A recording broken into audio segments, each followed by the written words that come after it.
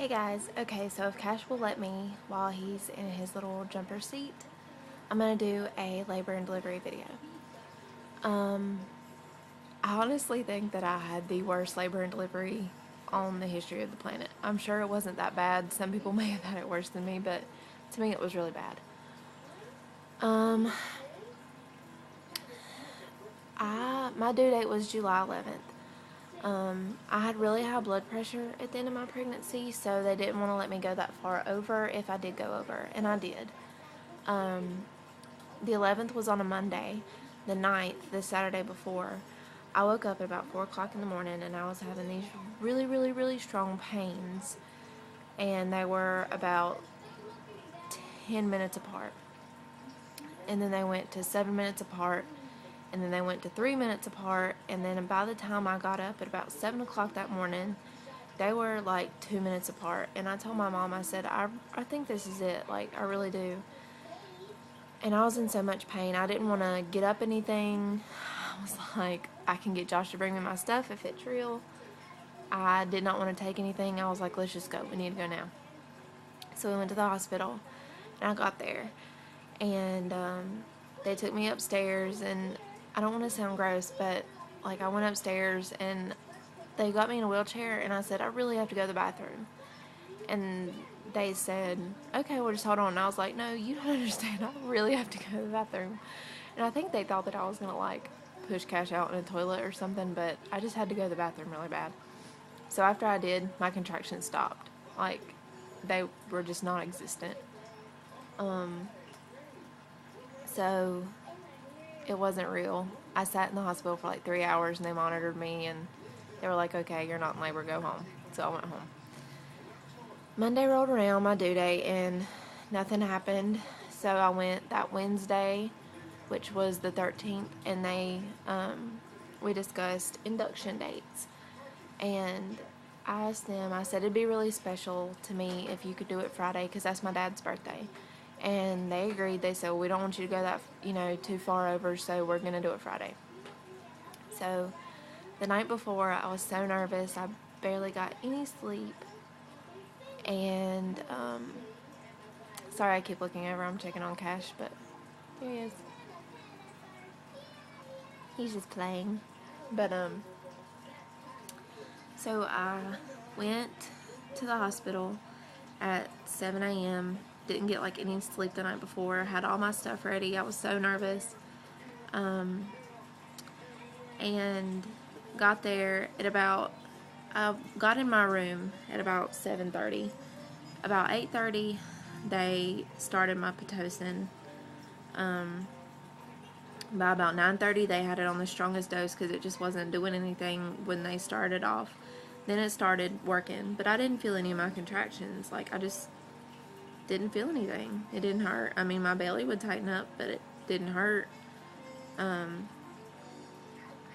Not like the contractions had that Saturday. So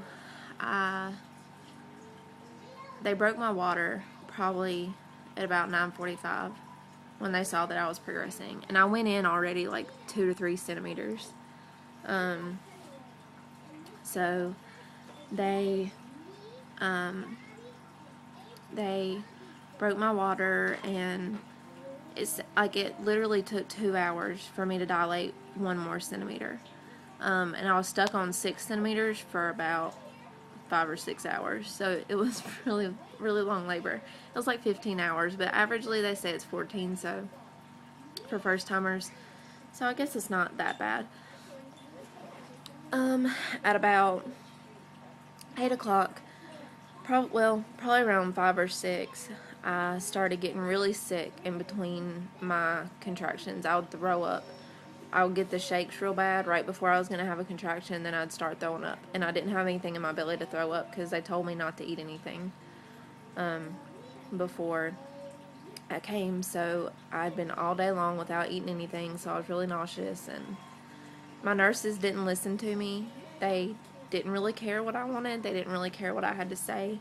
Neither did my doctor. I did not like it. One of my nurses was alright, but the other one, she just did not care what I wanted at all.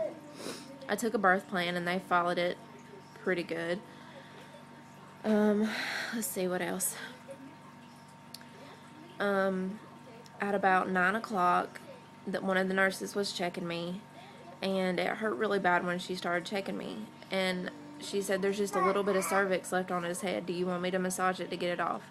And I said, "Yeah, you can try." And she said, "Well, it might hurt a little bit." And I said, "Okay, that's fine." She did, and it was excruciating pain. And I was crying and screaming and begging her to stop, and she just didn't stop. And I was like crawled up in the bed, crying and screaming, and she just wouldn't stop. Then she said, "Can you give me one good push?" And I did. And I don't think she expected me to push that good, but I did. And she was like, "Okay, don't push, don't push." So about the next time I opened my eyes and looked down, the doctor was down there. They had these little bars for me to pull on when I was pushing. And at this point, my epidural wore off, so I had felt everything up until this point. I had asked them to call the guy to get him up there to give me some more epidural medicine. And they just didn't listen. They're like, "Well, do you want to feel when to push, or do you want us to tell you?" And I said, "I want you to tell me." And they said, "Okay, well, we'll go call him." But they never did. There was a phone in my room, and they had used it to call him before, and they never called him. So I pretty much had a natural birth, because my epidural only worked for maybe 2 hours. And that was like right when I got there. Like right after she broke my water, she called for my epidural. But then I pushed for about 20 minutes, and then he was born.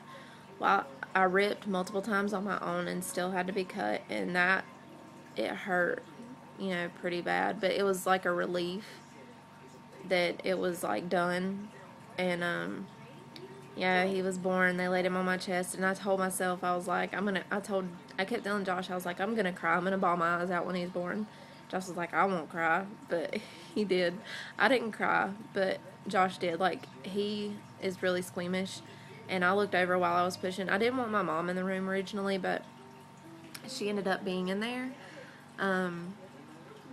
and that was because Josh wouldn't let her leave.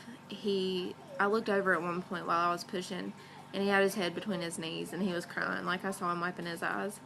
And then Cash was born, and the doctor cut the cord because Josh is just way too squeamish to do that. And,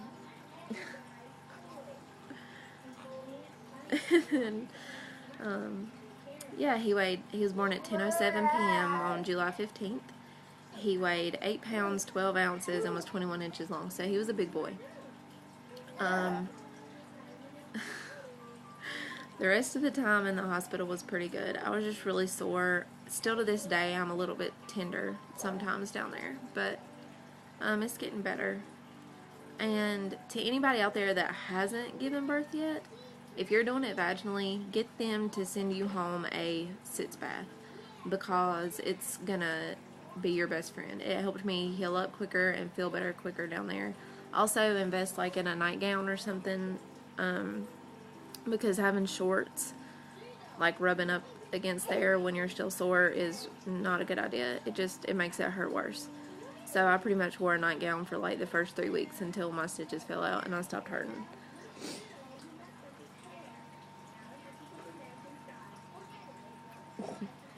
He likes jumping. But that's my labor and delivery story. If you guys have any questions or anything like that. Oh, by the way, I did not use like anything in my hospital bag for me or for him. So if I was going to change that now, I would only take a nightgown, like some toiletries. I didn't use the underwear. I didn't use my own pads because you need the ones that they have. And out of his diaper bag, the only thing that I used was his diapers, because I didn't like the kind the hospital had, and his going home outfit, because they have to check them often, and it's really annoying for the baby to have them keep taking off clothes. But if you have any questions, just comment, and I'll get back to them as soon as I can. Thanks, guys.